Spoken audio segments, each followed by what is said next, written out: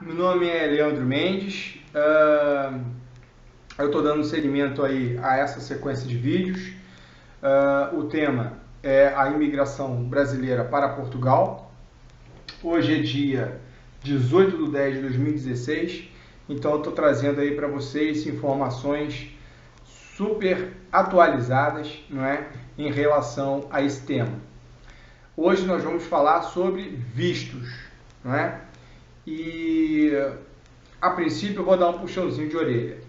Muitas pessoas pensam da seguinte maneira: eu vou entrar em Portugal, não preciso passar pelo consulado, eu não preciso de visto para entrar em Portugal, porque nós temos sempre o visto de turista. Então você entra em Portugal com o visto de turista. E aí eu vou conseguir um emprego lá, vou ter um contrato de trabalho e dou entrada na minha legalização. Essa é a pior maneira de entrar em Portugal, porque você não vai conseguir a sua legalização dessa forma. Vai ficar muito difícil você conseguir um emprego e um contrato de trabalho dessa forma. Então, assim, a princípio, a primeira coisa que você tem que fazer é se adaptar a uma nova cultura. Então, e a primeira lição é: você precisa seguir as regras. Não existe um jeitinho aqui. Então, o que você tem que fazer? Você tem que entrar em Portugal com o visto correto. Se você vier trabalhar ou se você vier estudar, você tem que entrar com o visto de residência. E se você vier para passear, você pode entrar com o visto de turista. Certo? A princípio, está colocado aí a primeira questão. Mais tarde nós vamos falar mais sobre isso aí, sobre as dificuldades, sobre o que acontece. Até é possível legalizar quando você entra com visto de turista, mas isso requer anos e muito trabalho. Mas para frente nós vamos fazer outro vídeo em relação a isso. A princípio você vai precisar de toda a documentação básica, né? Título de eleitor, certificado de reservista, e a atualização de alguns documentos, como identidade e a certidão de nascimento, né? Se você for casado, uma certidão de casamento. No entanto, é interessante você sempre levar a certidão de nascimento. Então você vai precisar também de um seguro-saúde. E seguro-saúde é uma coisa cara, né? Você procurar um sistema privado, vai procurar um seguro-saúde para viajar para a Europa, você vai pagar bem caro. No entanto, existe um acordo entre Brasil e Portugal e que dá pleno gozo do sistema público de saúde, tanto de um país quanto do outro, para os seus membros. Ou seja, um português tem acesso ao sistema de saúde brasileiro e um brasileiro tem acesso ao sistema de saúde português. Esse seguro-saúde chama PB4. Você consegue isso nas agências do INSS.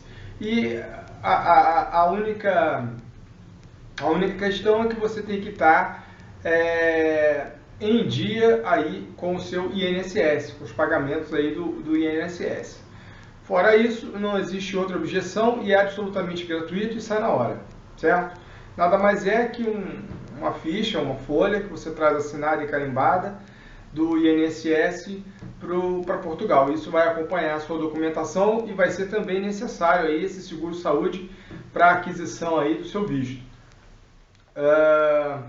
No centro do Rio de Janeiro, para quem tá vindo do Rio, é ali na Rua México, número 128. Você tem um escritório ali que trata disso, é um escritório de INSS. Você consegue tirar isso na hora, sem filas, sem problema nenhum e absolutamente documentação específica, né, referente à sua motivação.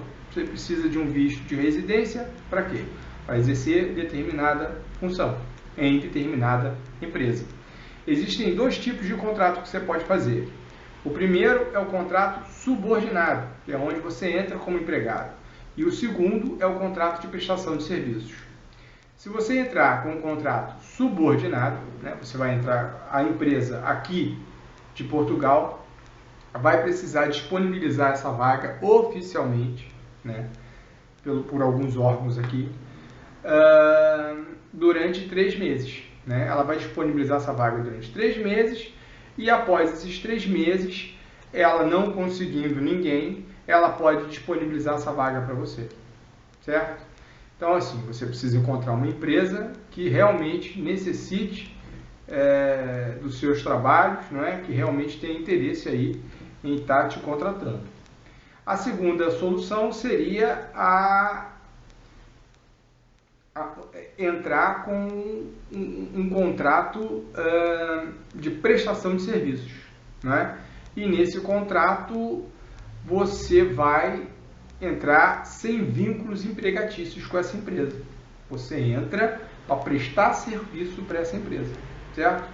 E quando é dessa forma, você não vai ter um salário fixo, mas você precisa de uma ajuda de custo, porque você também vai ter que provar que tem meios de subsistência, né? E esses meios de subsistência não pode estar associado à sua comissão ao trabalhar para essa empresa. Por quê? A comissão é algo que é incerto, né? Cada mês você recebe um pouco, recebe menos, recebe mais, você não recebe, né? Comissão é uma coisa incerta. Então você vai precisar que nesse contrato tenha uma ajuda de custo. Você precisa de uma passagem de ida e volta. Por quê? Você vai sair do Brasil com um visto de residência, caso ele seja aprovado, não é? Só que tem um pequeno detalhe.